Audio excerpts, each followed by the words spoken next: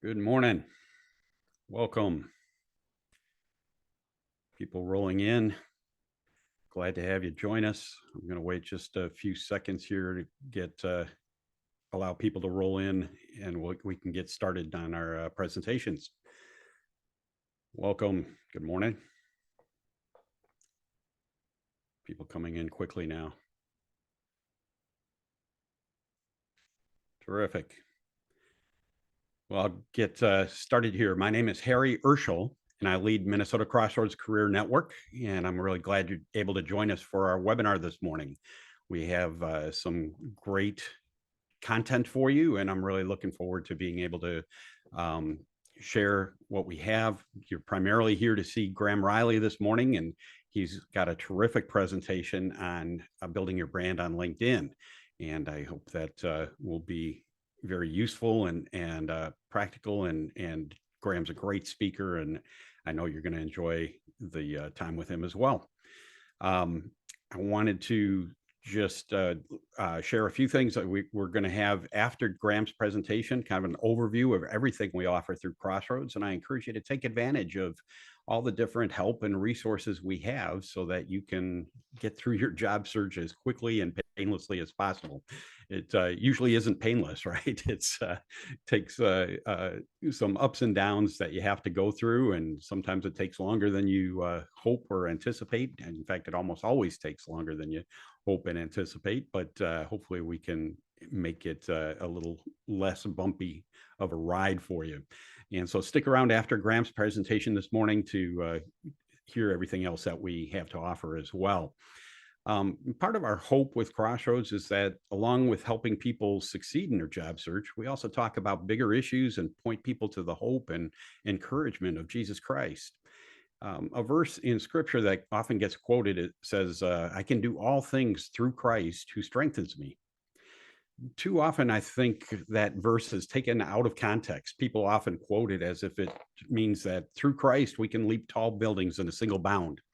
But they, when they look at their life or the circumstances they're in and wonder why it's not working for them, they trust God, but don't seem to be accomplishing big feats that they want.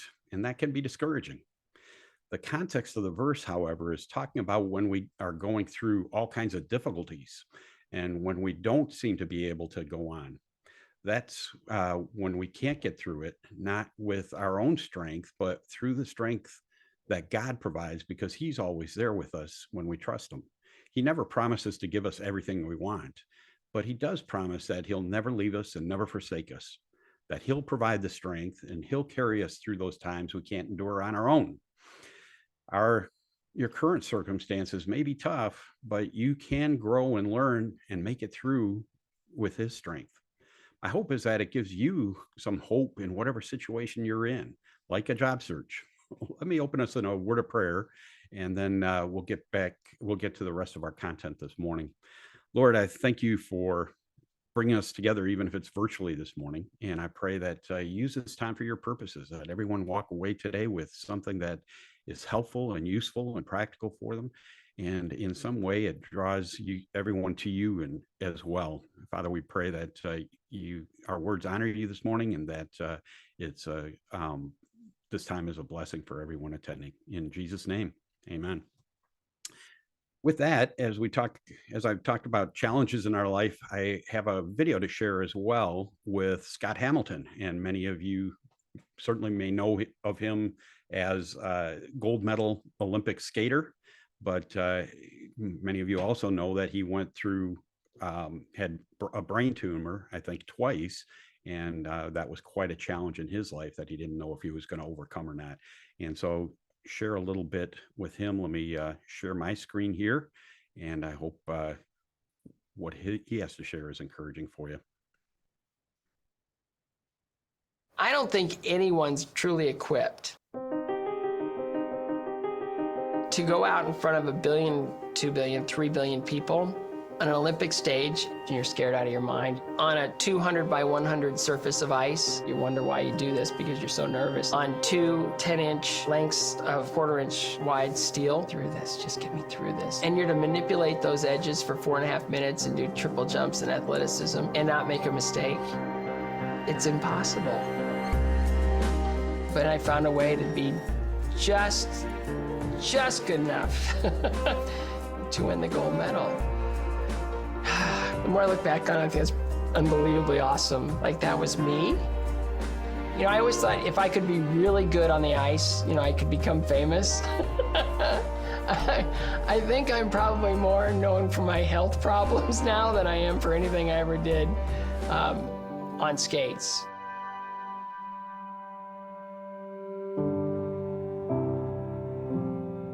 When I was very little, I suffered from a disease that stopped me from growing. It was in and out of hospitals for years, and I was never really home. And so what ended up happening was I came back from kind of being in and out of hospitals, and I ended up going to the skating club thing just by accident. And I found skating, which kind of took on a life of its own, and it progressed. And pretty soon I'm competing, pretty soon I'm living away from home. All my role models and the people that were teaching me how to live day to day were older skaters. So there was a lot of it that was terrific, but a lot of it that really wasn't guiding me in any real direction. It wasn't until I suffered the devastation of my mother losing her battle to cancer that something was awakened in me. I knew I needed something more, something better. I think I needed to have some strength, and my mother was my source of strength. When she was living, I would disappoint her, but when she was gone, I just didn't ever want to be less than she thought I could be.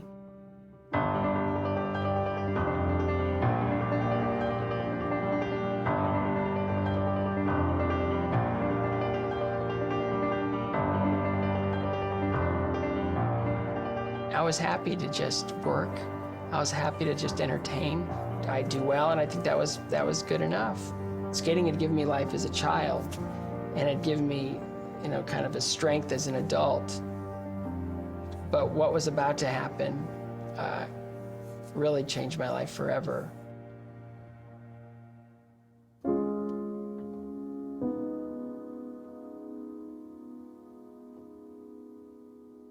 You know, cancer, it put me into a phase of my life where I just needed to kind of sort it all out. I just survived something.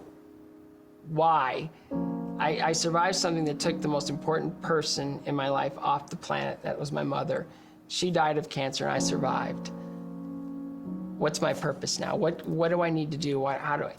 And a big part of that dust settling was getting with Tracy. And she brought me to the church. She took me to a minister, a man named 𝘽𝙪𝙞𝙀.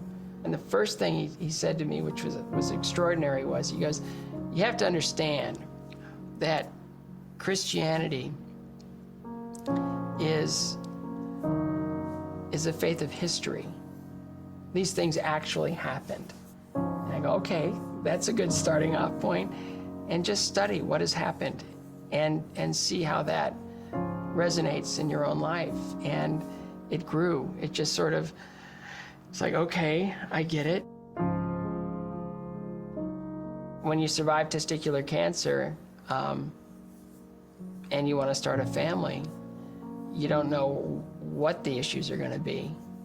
And I prayed that I would someday become a father. Tracy and I, we got engaged and married. And then my son was born 9 months and 2 days after we got married. So I guess there was a plan there.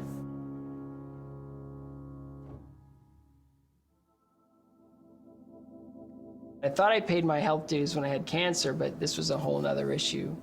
I have a brain tumor. How do I tell my wife? And we have a 14-month-old son. How do I tell my wife that I have a brain tumor? I'd just gotten the news an hour before. I met them at the hotel, and she goes, what's going on? And I said, I have a brain tumor. And she took my hands, and without hesitation, she just started to pray.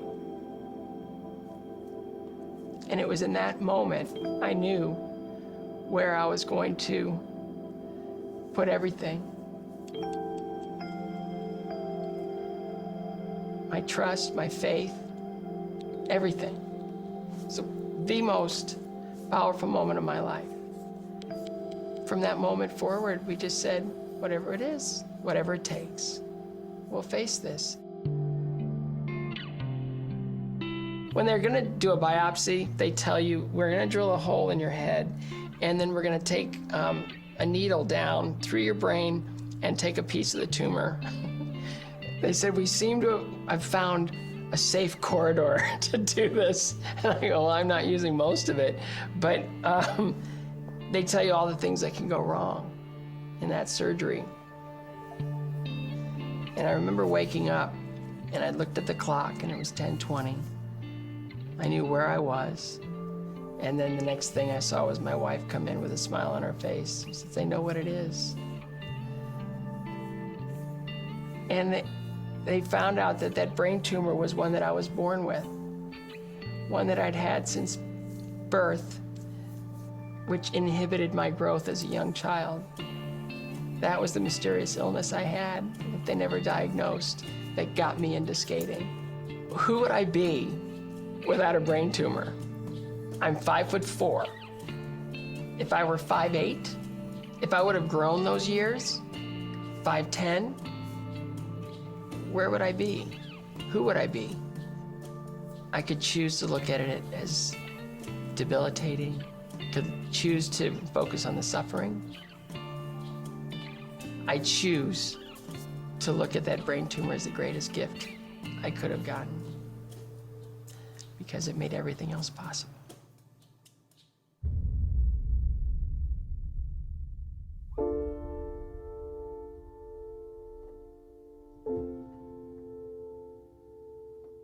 I didn't see past it this time. I didn't think I would survive. One point I was starting to really feel weak. And one nurse in particular, I was up at 3 o'clock in the morning and I just was uncomfortable. And she was, can I get you anything? And I just said, no. I go, I'm just a little scared. She said, do you pray? I said, yes. And she said, what do you say when you pray? I go, well, I just thank God for all the blessings in my life. Do you ask him for anything? No. I just want him to know I'm grateful. I'm grateful. Well, who is God to you? And I said, well, I guess he's my father. Oh, you're a father, right? Yes. If one of your children were hurting, wouldn't you want him to come to you for comfort, strength? Yes. So I changed the way I pray now. I ask. Uninhibitedly, I ask. I ask to heal. I ask for strength. I ask for courage. I ask for another child. I want to talk about miracles. So after surviving the pituitary brain tumor, it's impossible, practically impossible. I did 6 injections a week for 2 years. No luck. We're not meant to have another child. We gave that to God. A month later, we found out that Max was on his way. Miracle Max.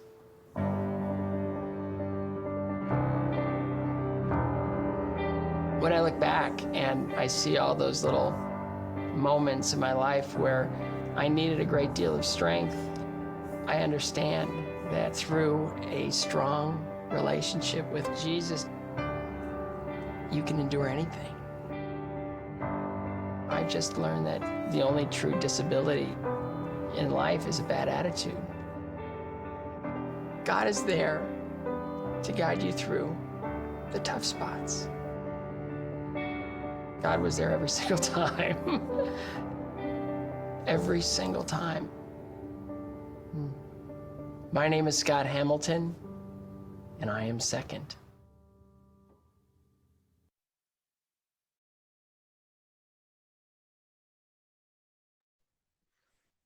Great definition of what it means to I can do all things through Christ who strengthens me. One thing he said is God is there to guide us through the tough spots. It doesn't mean the tough spots go away or that we don't have tough spots, but he'll walk with us through anything. I have seen that video a number of times, and I'm just reminded in a very positive way each time I see it about how important it is to lean into trusting God for everything in our life. With that, I'm really glad to be able to introduce Graham Riley. Graham has spoken for our group before in person, and he's joining us online this time, so we get a broader audience. I know some of you have come to this webinar from different parts of the country, and I'm really glad that you're here and we're able to have a broader reach that way. And Graham has a great presentation on how to build your personal brand on LinkedIn, as you see there. And I'm glad to turn it over to him. Graham actually has a firm called Career Toolbox USA. He can talk about that a little bit more, but he helps people expand their social media presence in a way that benefits their career, as well as helping people with a number of other challenges in their job search. And he's been very successful, and really glad that he's able to take the time to share with you this morning. Thanks, Graham. I'll turn it over to you. Hey, thank you so much, Harry, and thank you to everyone joining us this Thursday morning. As Harry said, I'm Graham Riley, and I'm here in a very snowy Twin Cities this morning. So we've got a lot to cover today, and the genesis is how are you going to start to develop and build your brand on LinkedIn? And just so you know, because I've got a lot to demonstrate as well as present, I do have 3 screens up in front of me. So please bear with me if you see me just looking off to one area. I just want to make sure that I get all of the information covered and presented in a way that not only makes sense, but you feel empowered and that you can actually go and implement some of the things that I'm going to be talking about today.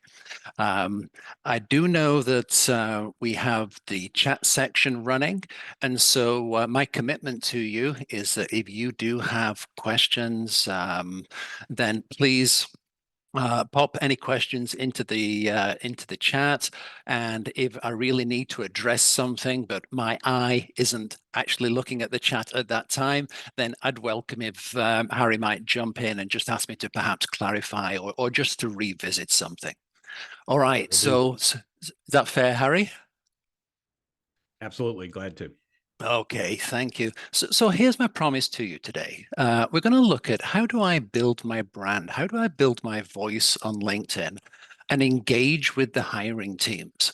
One of the frustrations that we have in our job search is it can feel pretty lonely, meaning that we come and we sit in front of our computer at the start of every day, and it's a case of I'm updating my resume, I'm searching online, I'm applying for a position, I'm submitting my resume, I'm filling out the application form, I'm also including the myriad of information and questions that companies are looking for in order for you to engage in the hiring process.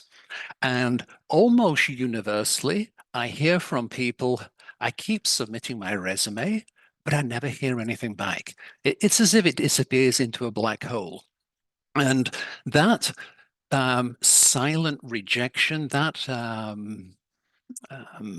absence of feedback starts to play on our soul a little, and we can get a little downhearted. Because what we're ultimately looking to do is to get the attention of the hiring team. And so what we're looking to do is get the attention. Then once we have their attention, we are looking to prove that we have expertise in our area. So that's why we put so much time into our resume.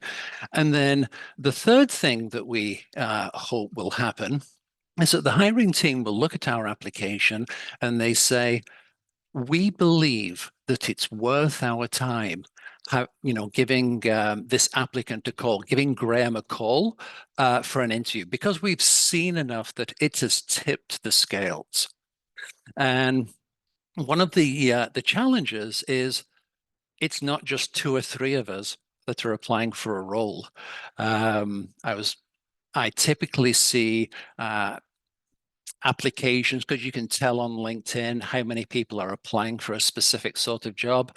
I've seen 100, 200. I had a gentleman a couple of weeks ago who said, it's not 200, Graham. The jobs I'm applying for, I'm seeing 4,000 other applicants.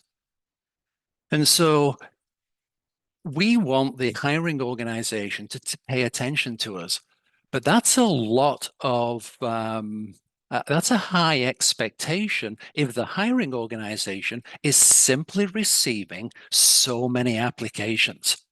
And so perhaps there's another way that I can go about inserting myself into the hiring team's attention to prove my expertise and to build that belief that I perhaps should be somebody that is going to be worth their while having a conversation with. Now, on my promise, I also talk about leveraging ChatGPT because there are tools that we can use that just make everything that I'm going to share and talk about just that little bit easier. I started with the brand. Why am I focusing on my brand versus my application? The idea of a brand is that I'm going to prove my expert authority. I'm going to demonstrate my expertise. Why is that important? Because if we think about the job description is a company simply saying, we have a problem. Now, whether that problem is in IT, whether it's in sales, whether it's in accounting, we have a problem. And our problem, we feel, can be solved by somebody who has this expertise, this education, this experience, has worked with these software tools, etc. And so that's how we should perhaps think about our brand is, I've got my capabilities and my expertise. These are the problems that I have the ability to solve. Now I need to get the attention of the people who have the problems that I've got the capability of solving. And I hope that makes sense. As an exercise, what you might want to do is take a look at the job descriptions that you're applying for, and just for fun, get a highlighting pen and highlight the areas that the job is asking for, the domain experience, the expertise, and then just have a look at your profile and your resume and say, do I speak to my ability to solve these sorts of problems? And I just mentioned that as an aside, because a lot of what's happening when it comes to our application is that there's software between us and the hiring team. And that can come in the form of either LinkedIn's algorithm and the recruiter talent solution or the applicant tracking system. All right. Now, I've got 5 bullet points here as to why I should care about my brand, but I wanted to call attention to point 5. I've become invisible. And certainly if you've been applying for lots of positions, it can feel, if you haven't heard anything back, that you are invisible. And that is the first step in order to get an interview. So how do we fix the invisibility? So here's our strategy. Yes, there are a billion folks who now have a LinkedIn profile. There's around 200 million people in the US, and around 150 million of those are scrolling every day as they get their LinkedIn fix.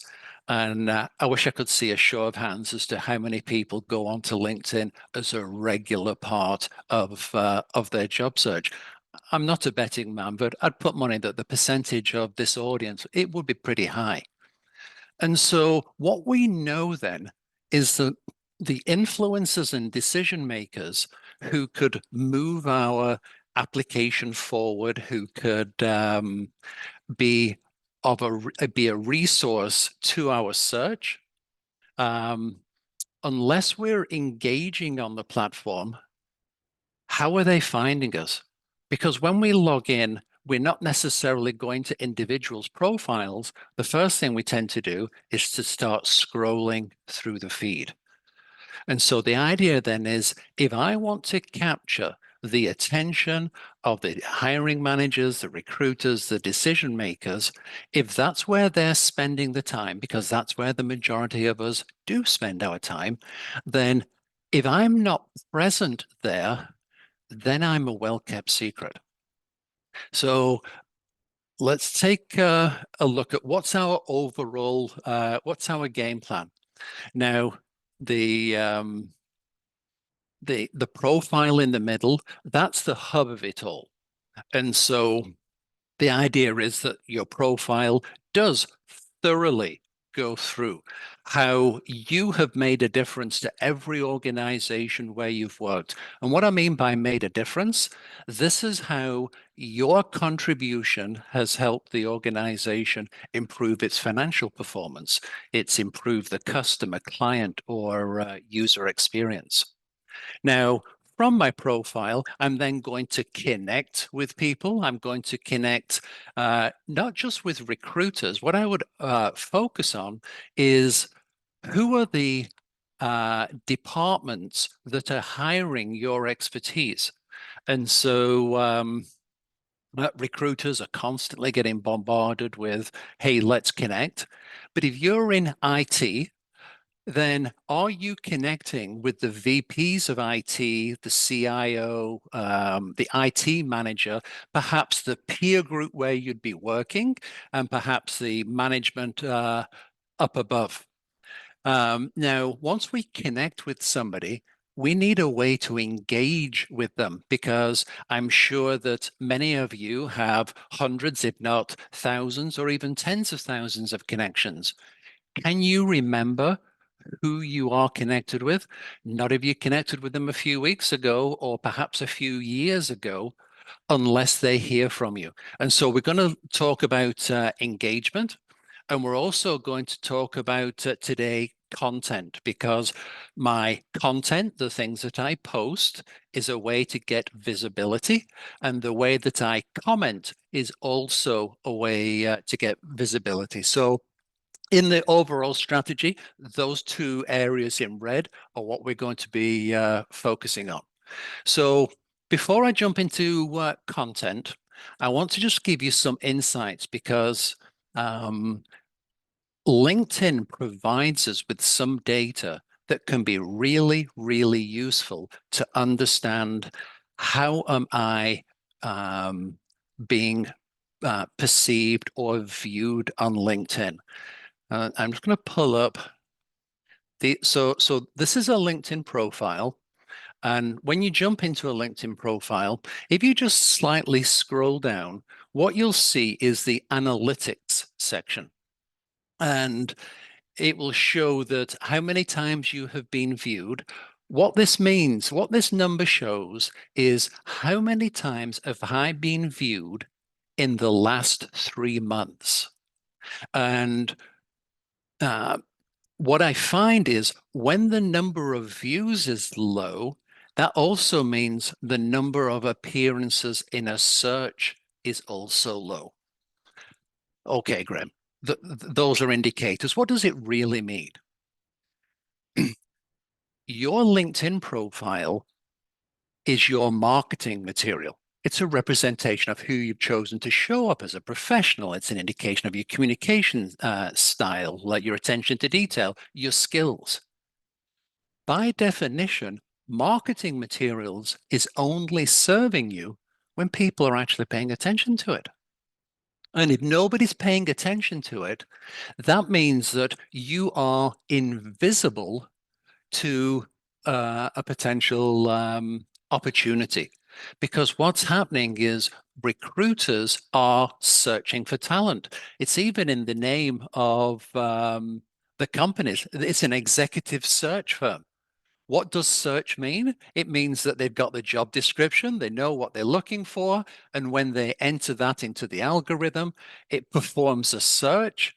And if you're not appearing in those searches, it's a cast iron guarantee that you won't be considered for that role.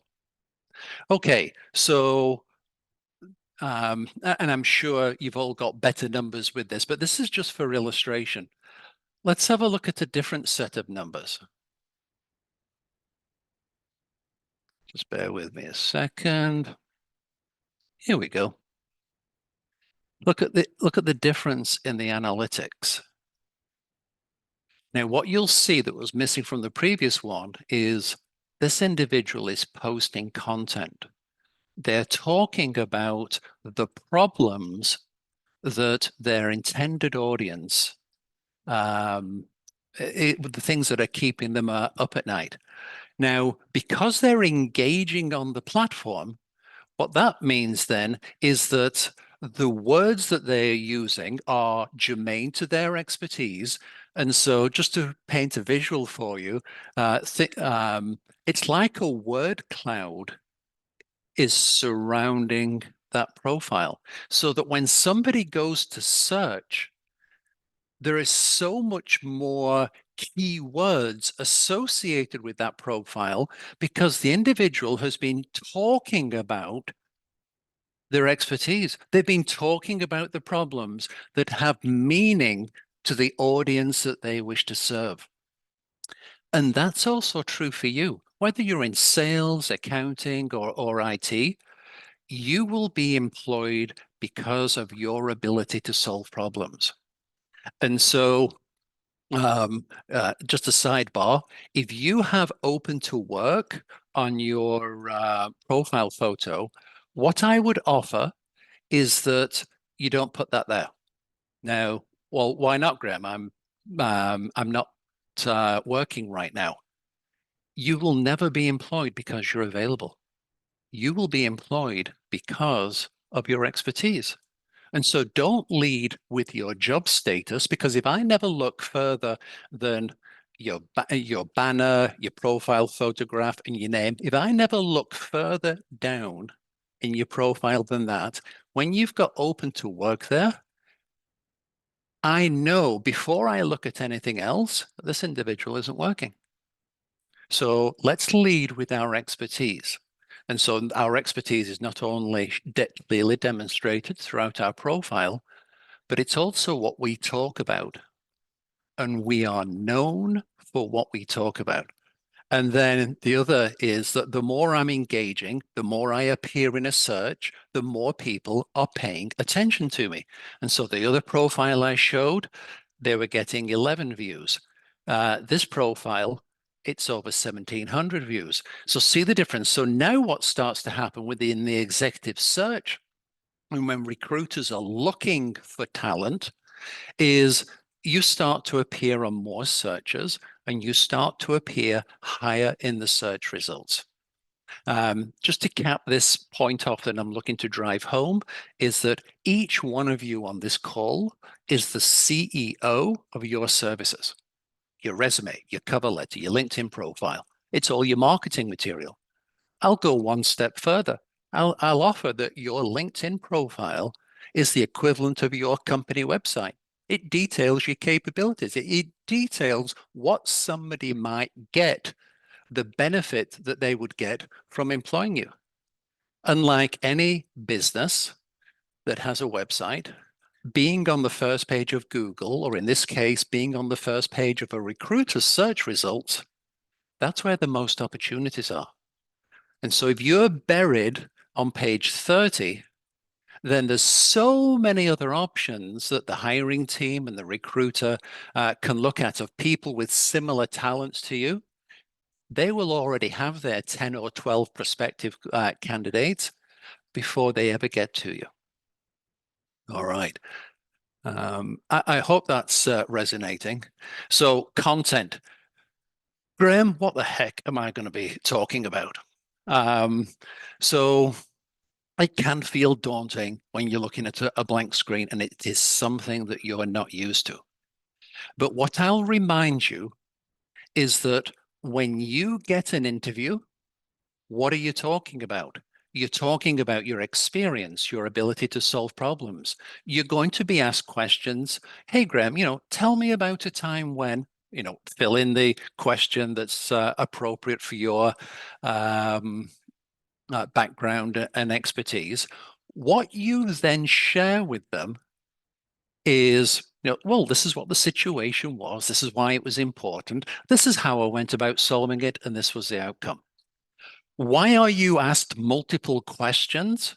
Is because they want to have a thorough understanding as to how either broad or deep your expertise is.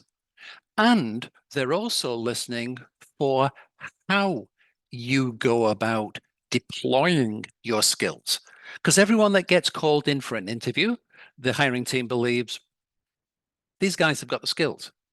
But who moves through the process is the individual who they feel is the right fit for the position and for the company because of the way that they present and deploy their expertise. So where would I start? What would I even talk about? You should be answering the questions that you would have in an interview. Start to post content around that expertise. Remember, awareness. Well, if I'm not sharing anything, nobody's paying attention to me. And that's not Graham's opinion. That's the data. That's LinkedIn saying, hey, you're invisible. Now, I don't want to be invisible because that's going to hurt my ability to get in front of hiring teams. So now I need to engage. Now I'm talking about the things that I would respond to in an interview, because I am giving the hiring team or the interview panel, sorry about that, I'm giving the interview panel a taste of my subject expertise. Now, if I'm in IT or in sales in the interview, they're not asking me to sell something. They're not asking me to, write some code. But what you're doing is you are talking to how you might go about doing those things. So you're giving them a taste. Now, if they want you to put it into practice, then obviously they have to make a job offer. This is the same mechanism. So imagine that your approach when you get back into LinkedIn is, I'm going to start interviewing and I'm going to start sharing topics that are germane to solving the problems that are in the job descriptions. The job description is telling you about the pain points. And if you, have the inclination to apply for a job because you've seen certain things in there, and there's a common theme to the sorts of jobs, and they're all saying similar sorts of things, that's what you should be talking about, because now you'll start to be known for solving those problems. And I get it. One of the things that I hear very often is, well, Graham, I don't want to talk about myself. Well, you're talking about the business problem. You're not saying, hey, look at me. You're adding insights and education to others. If you're in a leadership role or you're a technologist that perhaps isn't even in a leadership role, if a colleague or one of your team asks you a question, you say, sure, let me help you. And so what you've done then is you've brought somebody along who perhaps isn't as far along their learning curve as you. And what you would share is, this is how to, let's think about these things in order to solve this problem. You're acting as an educator. So if your frame of reference is, hey, it's me boasting, that is not what I'm saying. I'm asking you to start to think about educating others in the problems that an organization would employ you for. Okay, so you have value. You've got the capability to help an organization solve its business problems. And there's a couple of, there's several ways to get in front, and I don't want to overload you, but we're just going to focus on posts and comments in your feed, and then you can start to follow up. Now, if let's say you're in IT and you're talking about specific IT problems, and a director of IT or a VP or a CIO starts to engage with your content, it's great opportunities to follow up. Why? You're following up within the context of your expertise. You're not following up based upon your availability.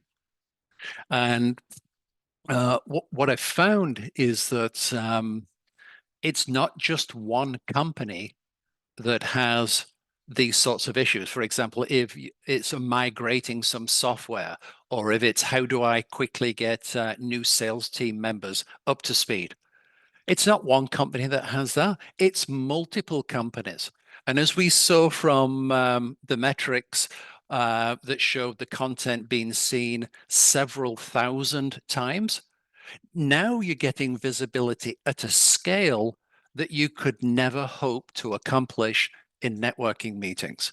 And more importantly, provided you've got that connection piece part of the plan, it means that if you're sharing 3 or 5 days a week, it's your face, it's your name, and topics that are appropriate and add value to the folks that you're looking to impress, the directors, the VPs, the C-suite, depending on where you are in your career journey.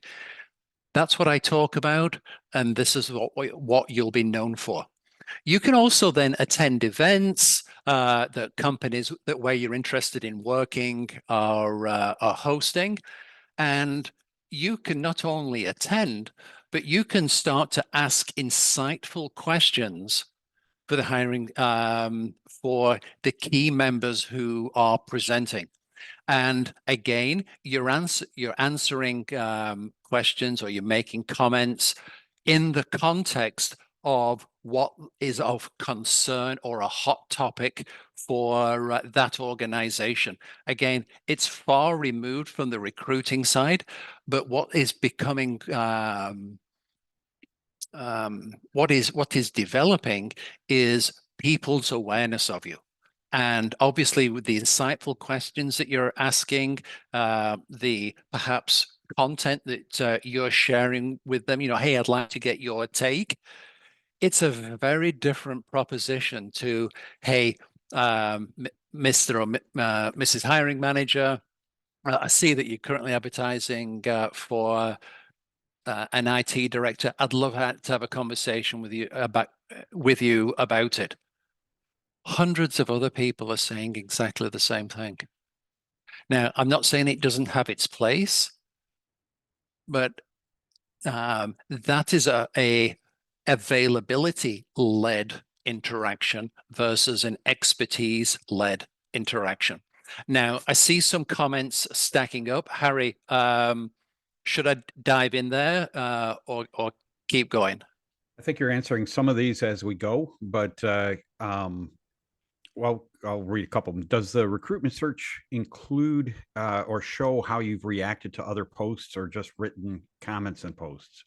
In other words, does it show your likes of other posts, or just what you've commented or posted? It does.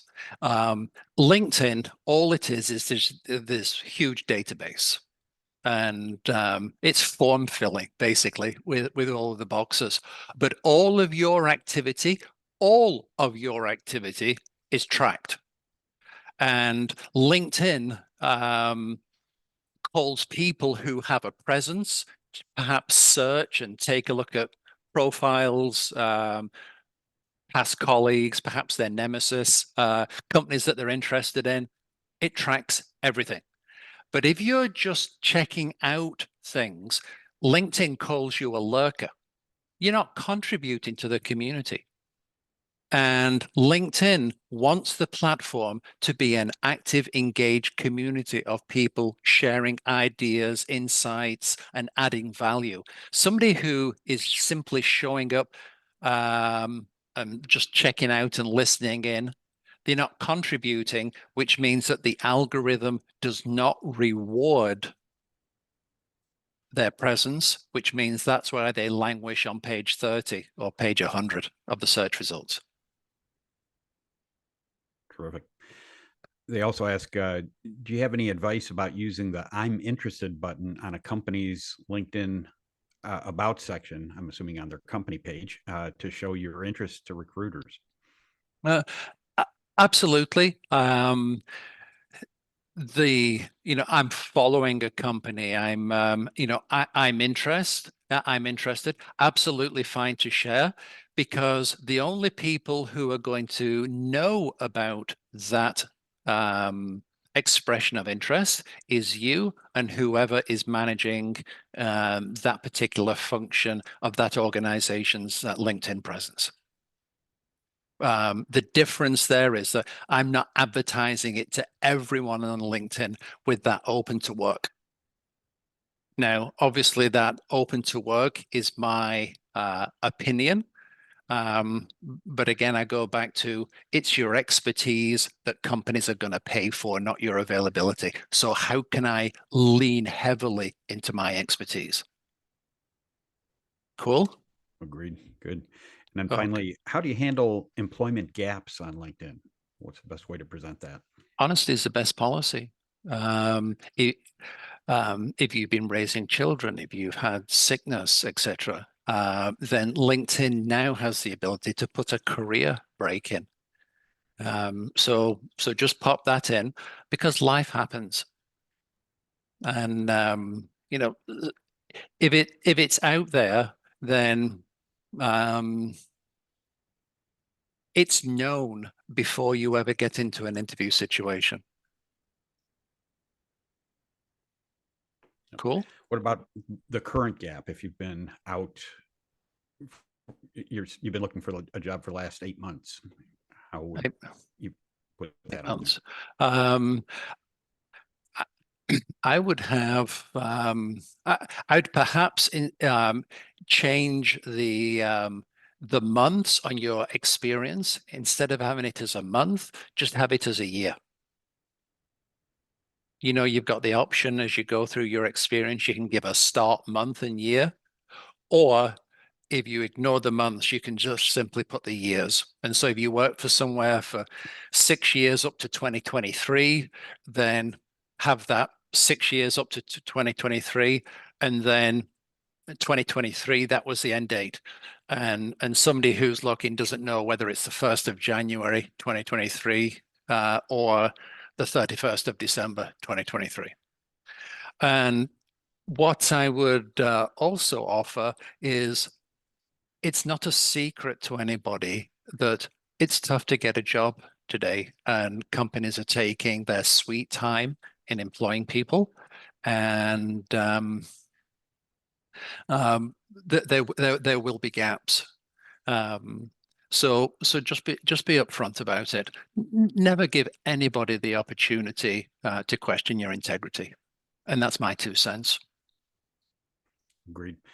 As you know, Graham, I've been a recruiter for over 30 years and spend a great deal of time on LinkedIn looking for people, and gaps aren't the curse that they used to be 20 years ago. Right. It's everybody understands there's been layoffs, there's been all kinds of things that have happened regularly to people, and shorter stints and gaps just don't have that scarlet letter trait to them like they used to in the past. Right. Another person that asks, how do you handle changing careers and if you're just starting out on LinkedIn?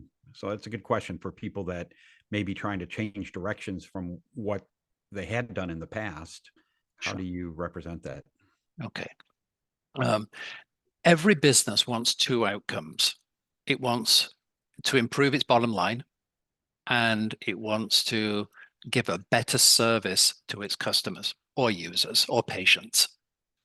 And so every job that any of us have had throughout our careers we've contributed to the success of that organization. And so instead of perhaps leaning more heavily into an area where I don't want to do this, I want to do more of this, then look to position what you did in the past and pull out the elements that would add value to your new direction.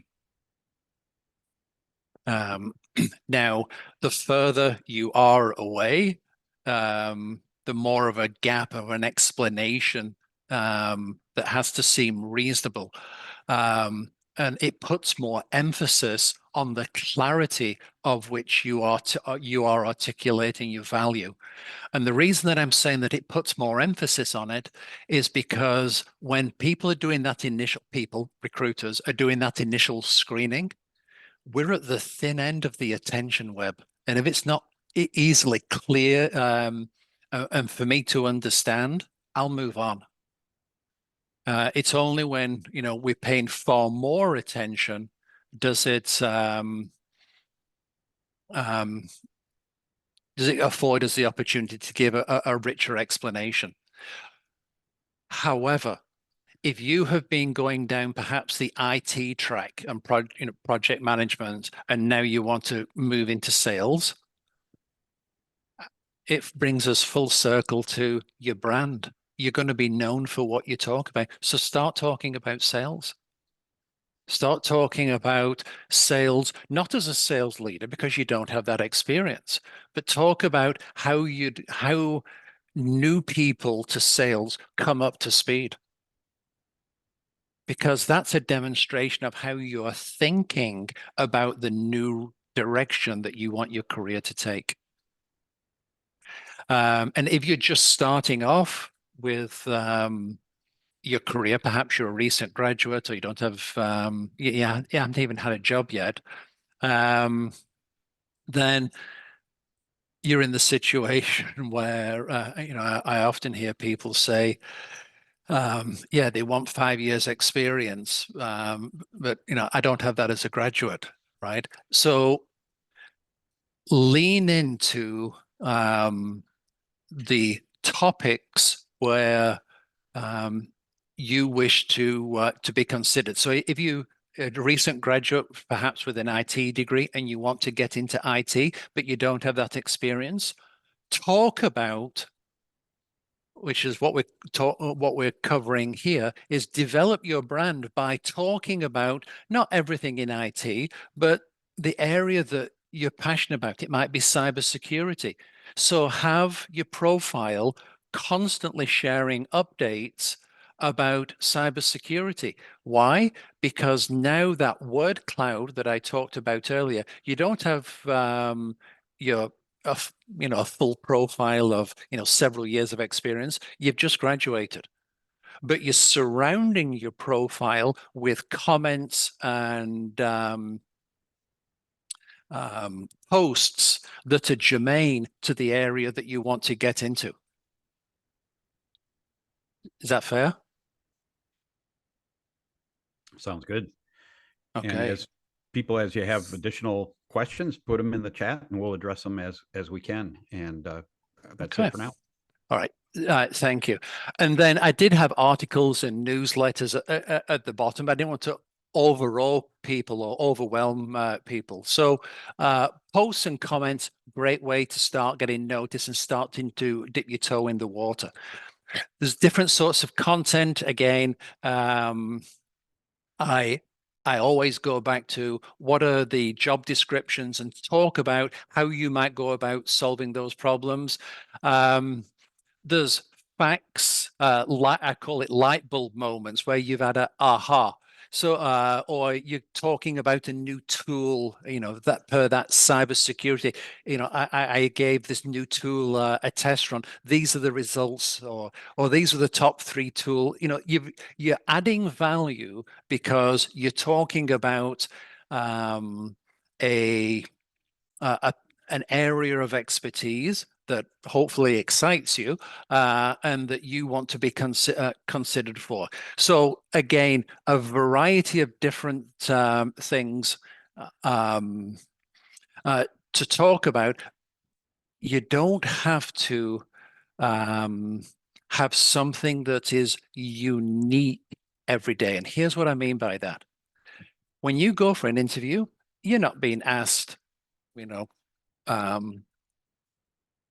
a huge breadth of questions. It's pretty much focused around the role, which means then that if it's around the role, these are the 5 or 6 things that are most important, in terms of troubleshooting or problem solving capabilities. Those 5 or 6 topics you can share as a text post. You can share it as, oh, I saw an article and I'm going to add some narrative. You can create a carousel.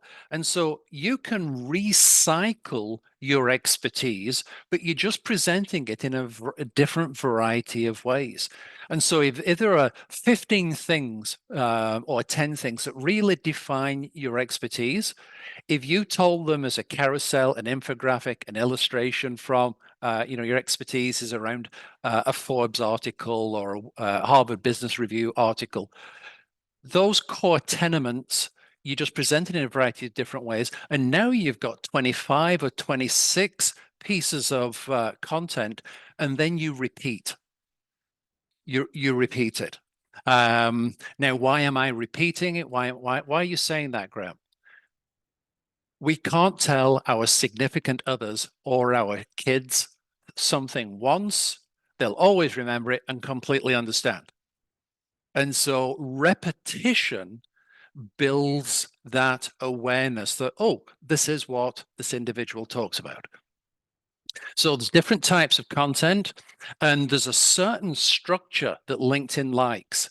The first 3 lines up here are key.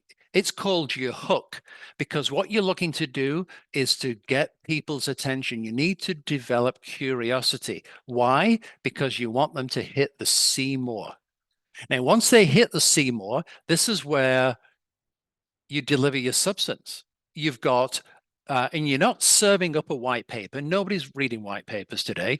What you're giving them is a taste. You're giving them an appetizer. And then, is there a call to action? Now, your call to action might be, hey, reach out to me if you're also encountering these problems, or connect with me. And then hashtags. Why hashtags? Because what appears in your feed, LinkedIn's algorithm is curating for you. And so as you start, if you're in IT and you want a VP of IT job, then go and look at CIOs, posts, etc., and see what hashtags they're using.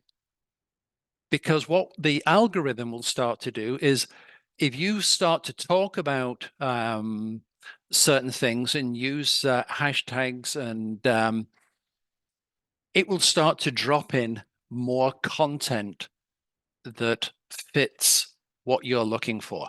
And what you want with the content that you're putting out into the world is for it to start to drop in to your first level connections. And so that's why on the plan I was talking about the connect piece is important, because every week I'm growing my first level connections, and because they're seeing content from me multiple times a week. They may not see all 5 if I share all 5, because life happens and attention spans are short. But the key is I'm being consistent, and that's what drives the numbers. This one piece, because I did mention earlier that you can do this at a scale to demonstrate your expertise that you could never do in person. And this one got around 17,000 people from one post. Now, okay, so where do I start? These are a variety of tools to help you. A lot of you, I'm sure, will be very familiar with Grammarly. You don't want spelling or grammar to detract from your message, and obviously ChatGPT. But what are these other 3? So let's just have a look. So here's the structure. and these tools are going to help complete that structure for you. So spelling and grammar, and I have shared this presentation with Harry, and you can also reach out to me.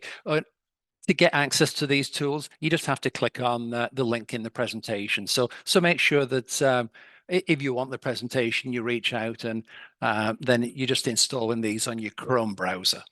Okay, so if I need help with the hook, Graham, you said I need to make it interesting or compelling, then just say, give me some variations on this headline. This is a topic that I want to talk to. Just give me some ideas. Let's ideate. And so the benefits of building your brand sounds a bit boring, but perhaps I can either use one of these or I could tweak one of these. And now I've got my article. Now, over the next few weeks, I might reuse or retweak that article, and I will put a different header on it, sorry, a different hook on it, and I'll put a different graphic. It's new content. Because you might have written something a month ago or 3 months ago, provided that it's still relevant. If I see it today, you might as well have written it yesterday, right? So don't be frightened of repurposing your content and you're asking AI to help you rewrite it. And so the substance, give somebody a how-to guide, give somebody facts or insights, and try and make it short and conversational. Why is there a red X against your example here, Graham? In this case, I broke the rule, and it wasn't really short or conversational. There was more substance. However, given the fact that 17,000 people took a look at it, I would offer that it was okay to break that particular rule in this example. Idea, initial ideation, ChatGPT for Google. So let's just take a quick peek at this. And for this example, I'm a guy in IT, and I've been on today's call with Graham, and I want to give it a go. So where would I perhaps start? How about top 5 IT trends for 2024? Okay, so now I've got some articles, etc. Oops, where are we?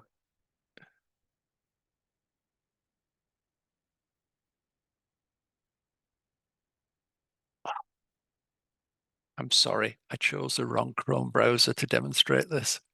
Apologies for that. Here's the Chrome browser I was looking for.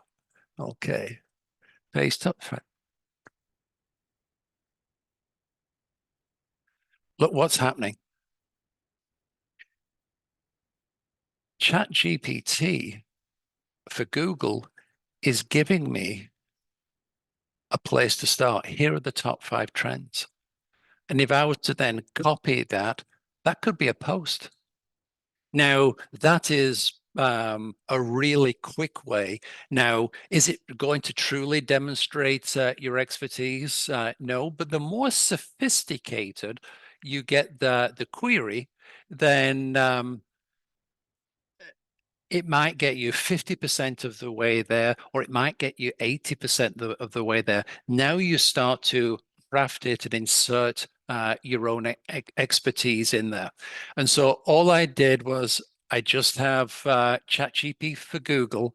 And so whatever question I'm asking Google, it's then going and saying, oh, okay, I can sum up everything that I'm finding for you and just put it in this little post that you can use to start off something that you'd perhaps share on LinkedIn. Okay, so that's one way of going about doing it. And obviously there was some articles, etc., because it's Google. It's presented the most relevant, what it thinks is the most relevant response to you. Now, okay, so the example, top 5 reasons, cloud, etc. So what you get to see is I can pose different questions that I might respond in an interview with, and I can just, if I'm not really comfortable with AI yet, but I'm comfortable with Google, I can lead with Google, but there's ChatGPT on the side that's giving me the prompters that's going to drive the drive the content. Now, okay, so I've taken that content that's Reader GPT gave me. I've knocked it around a little bit. I've followed the guidelines that Graham has in his presentation, and I've posted it. And I've done that a few times. It's like, okay, now I'd like to take it to the next level. So Reader GPT, let's just jump back into here, still following that that same example. So top technology trends, that's something that a technology individual might think about. Okay, technology magazine, top 10 trends. I'm going to go and use this tool. Just as a quick reminder, it's Reader GPT, and it's going to summarize everything for me.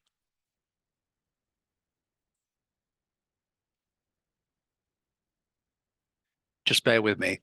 This particular prompt says, hey, generate comments.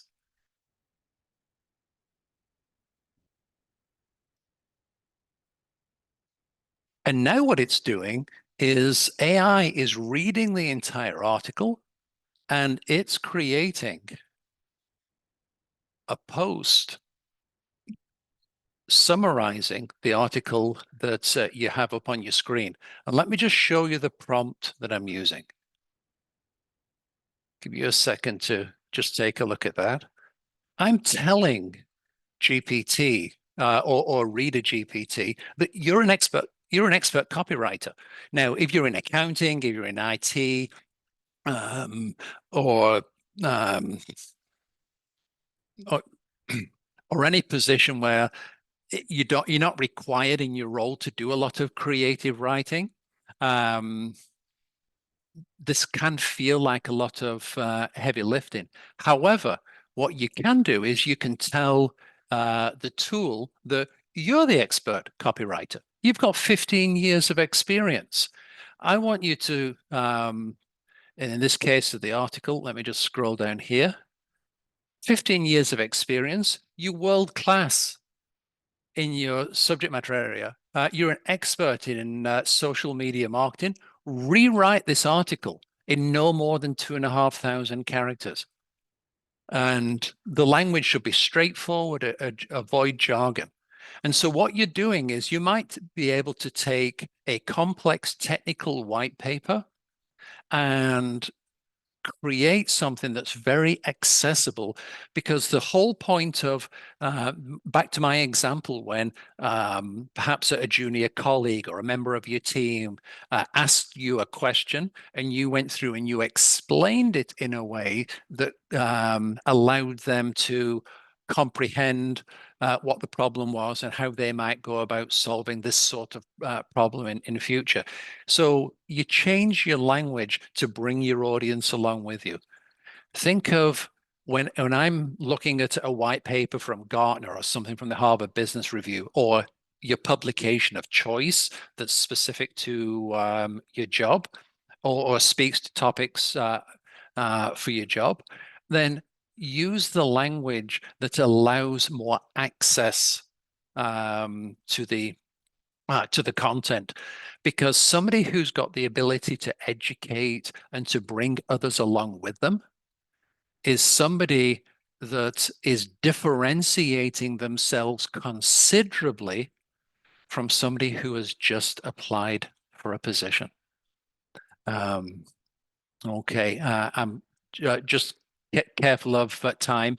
Part of the structure means that I've got my hook, I've got my substance, and perhaps, what's a call to action? Here's one that I use on a regular basis. Thanks for checking out my post. Follow me to see my stuff. When I post something, hit the bell.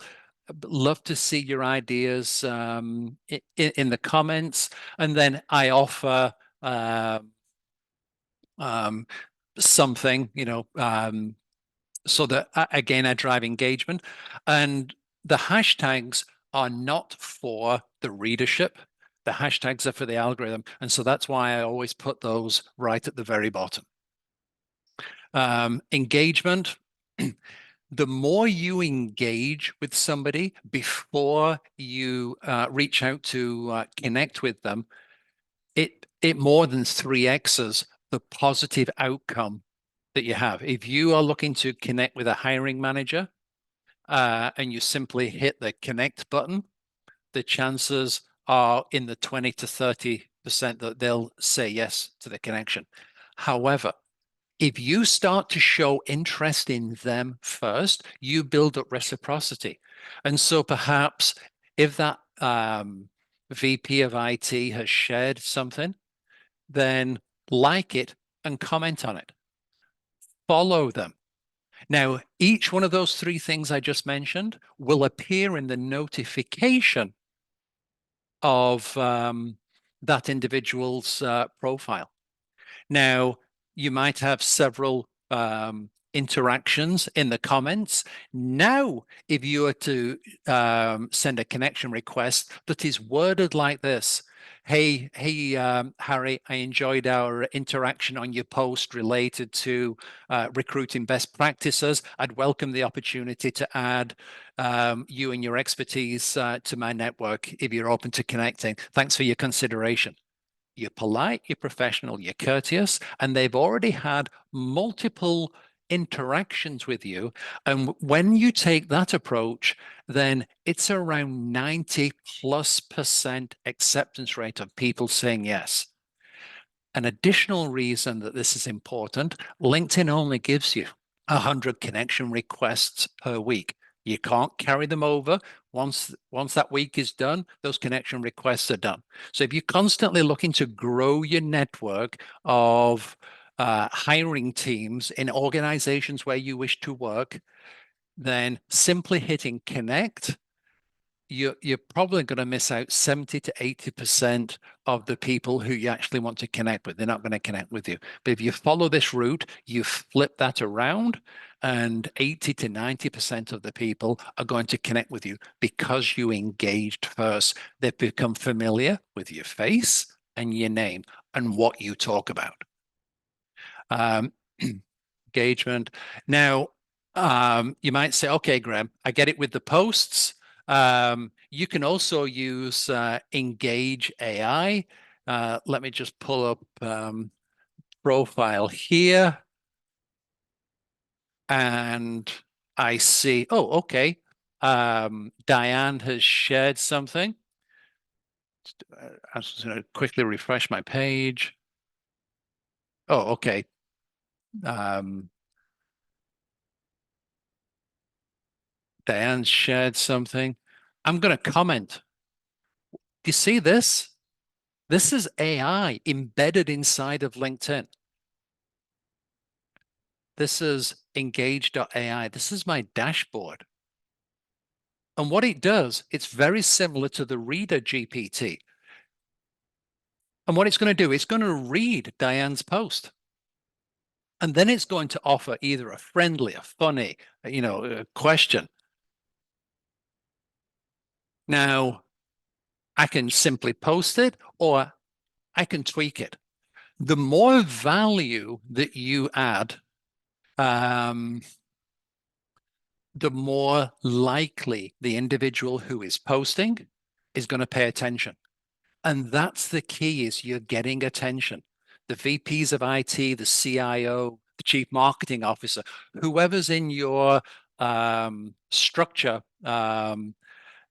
when you're looking to engage with a company, these are the people that you want to build reciprocity with, because the more that they engage with you, the more likely they're able to respond positively when you ask the question, hey, Harry, I see that your company is currently looking for an IT director.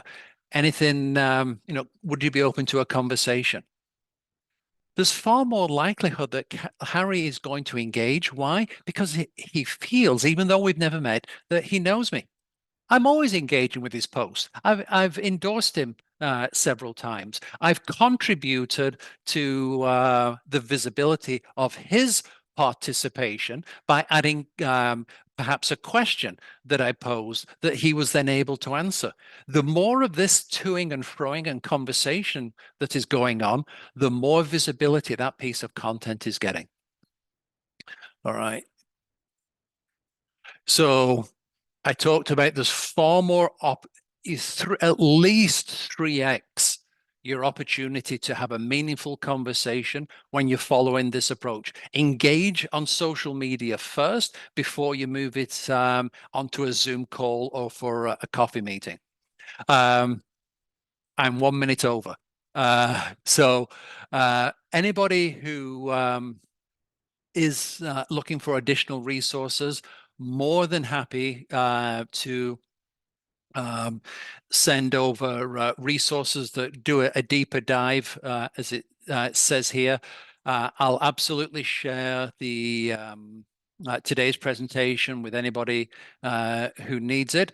And now, Harry, I am going to stop my share. Terrific information. And you know, I really appreciate you at the last section here sharing AI tools that are available. I think most people don't, you know, everybody's heard a lot about AI in the last several months, but don't really know how they can apply it. And so you show some real practical things there. Somebody's asking, do you think paying for LinkedIn Premium is worth the money? Absolutely. Absolutely. It gives you visibility into who's checking out your profile. And so LinkedIn can get you from where you are to where you want to be. And like any vehicle, if you were driving blind, am I going in the right direction? You know, what's my fuel situation? How fast? You just don't know. And somebody asked the question, what have you been unemployed for 8 months? You know, I've been looking for 8 months.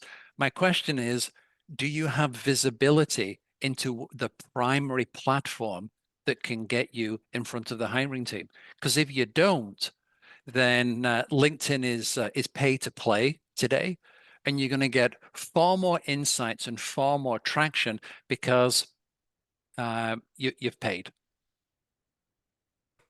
So absolutely. And I would recommend Sales Navigator versus any of the other premium packages. Great points. Someone wrote a relatively long question here, but I will summarize it. Pretty much asking about, he's not interested in LinkedIn and social media so much, but rather his own website. What's your comment for somebody like that? Sure. We are as a society, we are now habitualized to go on social media. We are not habitualized to go to websites that are outside of a very specific interest for a specific amount of time. You have a message with your website that you want to get out there. That's why you've got the website. But it's only serving you if people are paying attention to it. And so if you've got value to share on your website, then you need traffic in order for that to have an ROI. If you're sharing that same value and insights on LinkedIn, the traffic is already there. You don't have to pay for it.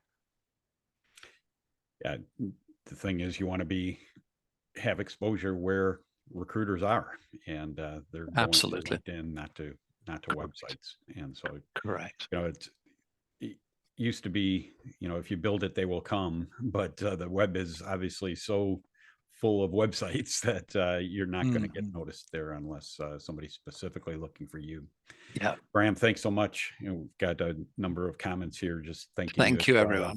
Thank you. How helpful it's been. And Denise mentions as there was a lot of content, and so need to watch it a few more times to pick up everything she can out of it. And it is going to be available before the end of the day. I'll get it on to our YouTube channel, and you'll be able to rewatch it. Nice thing about YouTube, right? Graham, Right. important content, and you can listen to it in double time. Graham, thanks so much. I will cover a few things available to you through Crossroads so that you can take advantage of everything and get more help for your job search. Let me share my screen with some slides here, and we'll wrap up here soon. Let me get this up. You probably had to be at our website already in order to sign up for this webinar this morning, but I encourage you to take some time and peruse the rest of the website as well. Everything Crossroads is listed there, all the events we have and schedules and signups, and there's additional resources on the page. We have a job board. There are a number of companies that know what we do through Crossroads, know that great people come, and so they post jobs specifically for us. And certainly encourage you to check that out. I mean, it's not as populated as Indeed.com for sure, but we do have a lot of great jobs across all spectrums of different fields and industries. And so I encourage you to check out what's available for you there. But there's a lot more content in addition to that, so check it out regularly. There are kind of our cadence each month in terms of presentations is we have an in-person only presentation on the first Thursday morning of each month at Grace Church in Eden Prairie. We have an in-person only meeting on the second Thursday evening of each month at Woodbury Lutheran Church in Woodbury. And so if you're on that part of town, on that side of town, it makes it a little more convenient there. And then we have our online webinars as you're attending this morning on the third Thursday morning of each month. And so that cadence is month after month. All the details are on the website as far as topics and times and signups if necessary. So check that out and take advantage of them as often as you'd like. On a weekly basis, there's multiple ways to get plugged in and get help. Number one is our Networking with Grace weekly networking group that meets mostly online. We just are, as of March here, are going to be changing the cadence of that. So the first Thursday morning of each month is going to be in person only at Grace Church in Eden Prairie. It will follow up our seminar each morning. So you can come at 7:30 for the seminar and stay through Networking with Grace, which starts at 9 o'clock. That begins at 9 o'clock every Thursday morning. Every other Thursday morning beyond the first Thursday of the month is online only through a Zoom meeting. And the schedule and sign up is on the website as well. So check that out. Come take advantage of both. If you're local and can make the in-person meeting, I think it's so much nicer to actually see people face to face and be able to have side conversations more easily and all kinds of other things. So take advantage of that. We have one coaching available. If you would like to talk to one of our volunteers and get some advice or insight or talk through anything about your job search. You might be looking at your resume, preparing for an interview, or maybe just to talk through your situation of where things are at and what challenges you have and get some fresh ideas and some encouragement. You can sign up for that anytime, as often as you like. It's details on the website, and there's a sign-up form there, and one of our volunteers will reach out to you to set up a time to meet. It can be either by a Zoom meeting or phone call or whatever works out for the two of you. We have job transition prayer support and soul care. We have people on our team that love to pray for you. They pray for all of our participants in general, but if you have a specific prayer request, there's a page on our website where you can submit that, and one of our volunteers will be praying for you.